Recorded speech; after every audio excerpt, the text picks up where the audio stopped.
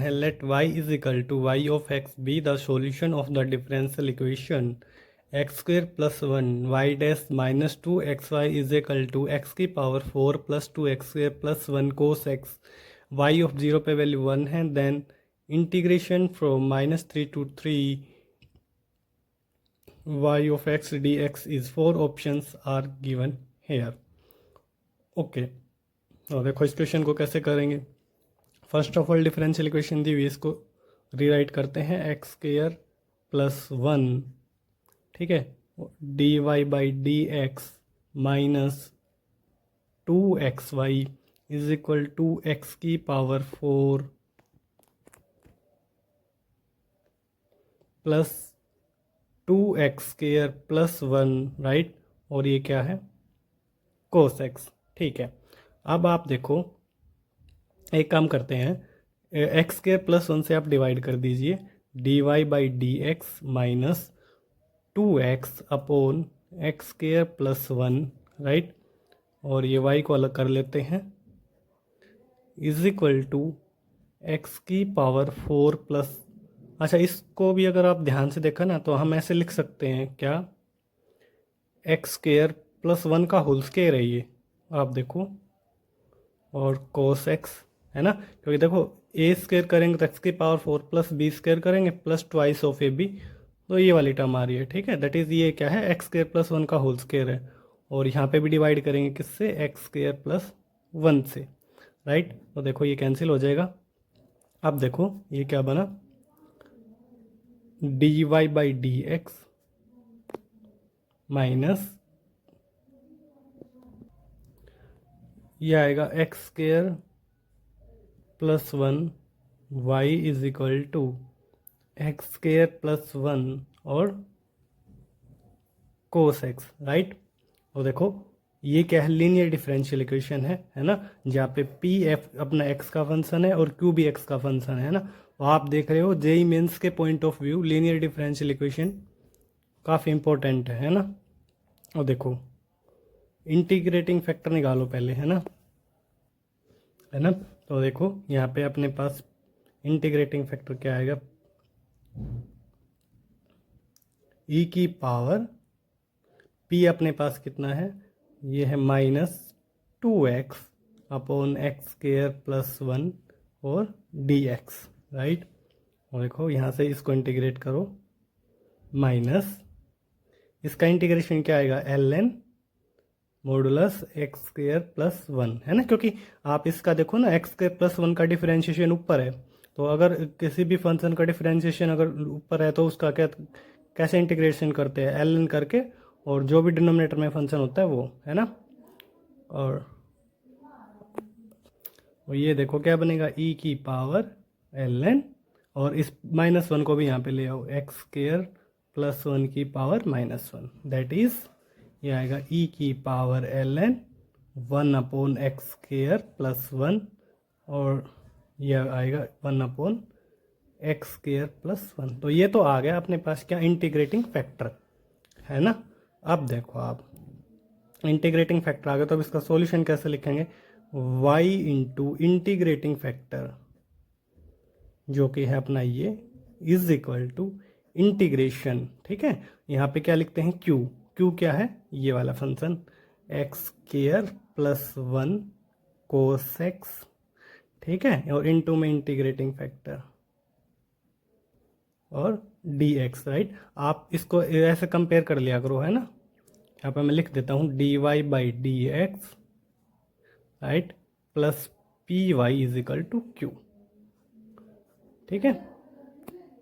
Right, तो X square plus one से X square plus one क्या हो जाएगा, कैंसिल हो जाएगा, तो आपने क्या बनेगा ये y into one upon x square plus one is equal to integration of cos x और d x, right, on further simplify ये क्या आएगा भाई, y upon is equal to cos x का इंटीग्रेशन क्या होता है, sine x plus c, constant of integration, है ना। अब आप देखो हमें यहाँ पे y का फंक्शन निकालना पड़ेगा, है ना, और हमें कंडीशन दी हुई है x की वैल्यू जब जीरो है तो y क्या है, वन है, ठीक है, जब x 0 है तो y कितना है 1 है। यहाँ से c की वैल्यू आएगी, देखो y को 1 रख दिया और x को यहाँ पे 0 रखेंगे तो 0 + 1 is equal to sine 0 0 plus c, है ना। और यहाँ से c की वैल्यू आपको दिख गई, कितनी आ गई 1। ठीक है, c अपना 1 आ गया, दैट इज हमारे पास क्या आ गया y आ जाएगा, है ना, साइन x, है ना। और इससे आप मल्टीप्लाई कर दीजिए, ये आएगा x² + 1 और प्लस c की जगह 1 और यहाँ पे मल्टीप्लाई में आएगा x² + 1। ठीक है, ये अपने पास आ गया। आप देखो हमें क्वेश्चन में क्या दिया हुआ है, एक्चुअली में क्वेश्चन में अब हमें इसे इंटीग्रेट करना है किसे, -3 से 3 और जो y का फंक्शन आया है इसे, है ना, और दैट इज ये अपने पास आया है x² + 1 साइन x। ठीक है, और प्लस में क्या है x² + 1 और dx, इसे इंटीग्रेट करना है। ठीक है, अब देखो इसे इंटीग्रेट कर लेते हैं। ठीक है, ये आएगा -3 से 3 x² sine x plus sine x, ठीक है, और प्लस x² + 1। ठीक है, इसे हमें क्या करना है, इंटीग्रेट करना है। ठीक है, और dx, देखो -3 से 3, है ना। या आप एक काम करो, पहले यहाँ पे इंटीग्रेटिंग बाय पार्ट्स लगाओ इन पे, है ना। तो देखो इसे फर्स्ट फंक्शन मान लो और इसे सेकंड फंक्शन मान लो, है ना। तो देखो first function as it is, second function का इंटीग्रेशन साइन एक्स का इंटीग्रेशन माइनस कोस एक्स, ठीक है, माइनस फिर और लिमिट है अपने इंटीग्रेशन की -3 से 3 इंटीग्रेशन। अब फर्स्ट फंक्शन का क्या करेंगे भाई, डिफरेंशिएशन, और इसका सेकंड फंक्शन का इंटीग्रेशन माइनस कोस एक्स और dx -3 से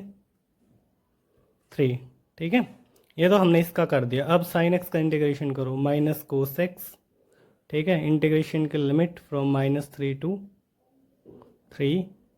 माइनस एक्स, यहाँ पे प्लस आएगा, है ना, और x² का इंटीग्रेशन x³ डिवाइड बाई 3 और इंटीग्रेशन फ्रॉम -3 to 3 प्लस 1 का इंटीग्रेशन दैट इज dx का करेंगे, x आ जाएगा और यहाँ पे लिमिट है अपनी -3 से 3। ठीक है, और अब आप देखो